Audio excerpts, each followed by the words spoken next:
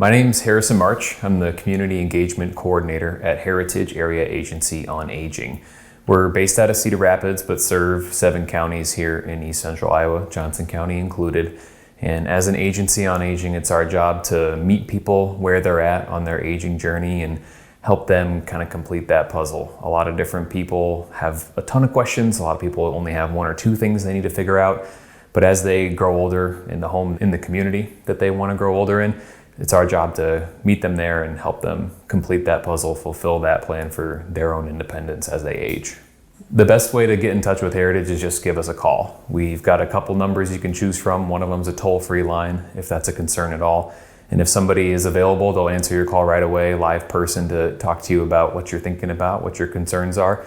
If not, we also answer our voicemails within 1 to 2 business days. So we do our best to get back to people very quickly. We know that a lot of times people call with pressing issues or things that they want to solve sooner rather than later. So just give us a phone call and we'll get in touch with you very soon to start your planning, start your independence on its way. We do have an email as well. People can definitely feel free to contact us that way.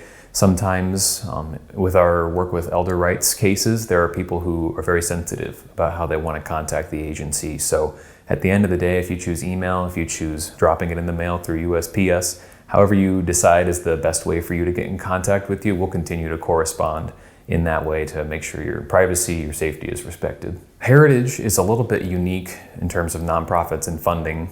As an agency on aging, we get a lot of our funding from the federal level through the Older Americans Act and at the state level from the Department on Aging. In addition to that, we have what normal nonprofits may have, funding through grant programs, through donations, whether those are personal donations, bequests to our Older Iowans Endowment Fund, and corporate donations or organizations making donations as well. Over 50% of our funds come from that federal and state level, and then the rest is made up through grant programs and donations. With our consumers that we serve, primarily it's adults 60 and older. Also work with family caregivers and adults living with disabilities. So that's anybody 18 and older living with disability. Each one of those carries their own risk factor when it came to COVID getting to Eastern Iowa. Older adults and adults with disabilities, obviously, we knew are high-risk consumers for negative effects from COVID-19. And family caregivers had to learn how to walk the line between still providing care for the person in their life, their friend, neighbor, family, and making sure that person's health and safety are still okay. So it really had an effect on every type of consumer that we serve. The biggest thing right away was the closure of group programs, our congregate dining programs, our health and wellness classes.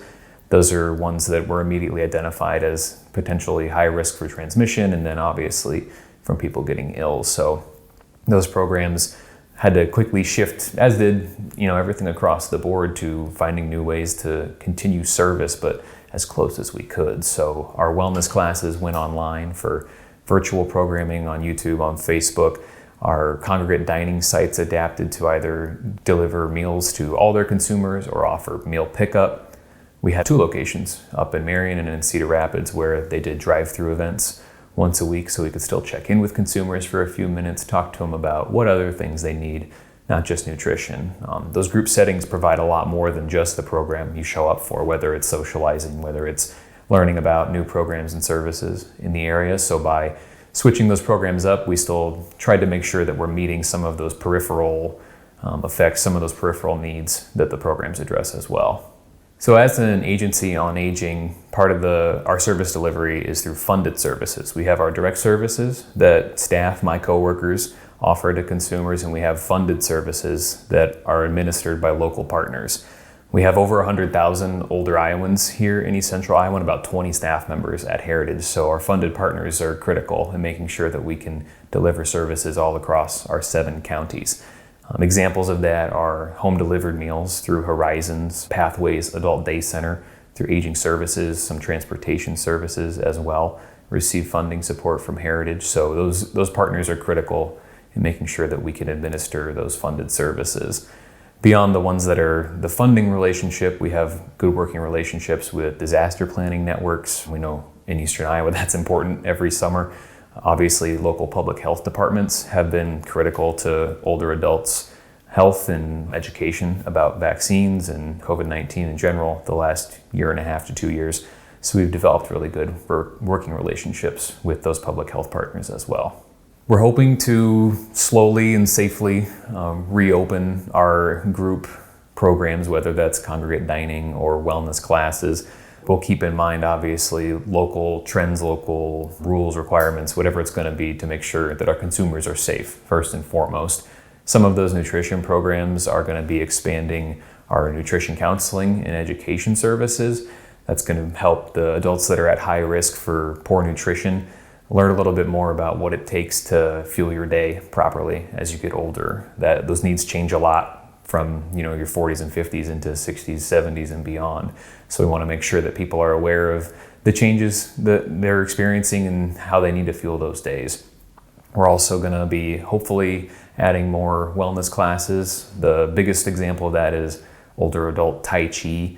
All of our wellness classes are evidence-based, meaning they've been researched over time by people who are much smarter than me, but they have proven that what they can do is help older adults improve their balance or improve their strength. And some of those group classes also offer socialization opportunities. Maybe you can go with some friends or you can meet new friends at these classes. So the biggest focus is going to be expanding those nutrition and wellness classes to hopefully not only help people remain independent, but maybe even improve their independence, improve their health a little bit as they age. Our older worker employment program is a partnership with the Iowa Vocational Rehab Services. So we've got a gentleman in our office who works with consumers one-on-one to identify job opportunities, job shadowing, job fairs, resume building. Basically anybody 55 and older who wants to either kind of re-enter the workforce or is looking for an opportunity to maybe change careers. What they do need is a referral from the vocational rehab office to get into the program, so somebody can't just necessarily call Heritage like they might for a nutrition program. But if they work with vocational rehab and are identified as someone eligible for the program, that's how we can help those 55 plus get active and get involved in the workforce. Our family caregiver support program helps kind of support those people who support our older adults.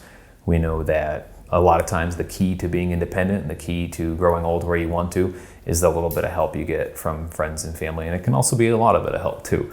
Those people are critical to helping older adults handle those activities of daily living. Maybe it's medication management, food prep, bathing, dressing, things that seem little to us maybe as we're growing older, but once you get older, those little things start to add up. And those people are crucial to making sure our seniors can stay right here where they want to in Eastern Iowa. Our Elder Rights program deals a lot with cases of abuse, neglect, and self-neglect for older adults here in Eastern Iowa. So anybody who might be not taking care of themselves as they should, or maybe they have a caretaker or a friend or family member who's exploiting them to some extent, our Elder Rights specialists kind of meet you at the beginning and take you all the way through a sustained plan for independence. So it's not just quick intervention, get out of there. What they do is come in and identify where you're at, what help you need right now, and get you on a path towards something that's sustainable so that in 6 months and 6 years, however long you want to remain independent, you've got the support and the follow-up to make sure that you're not slipping back into an abusive situation, that you can really take charge of your future.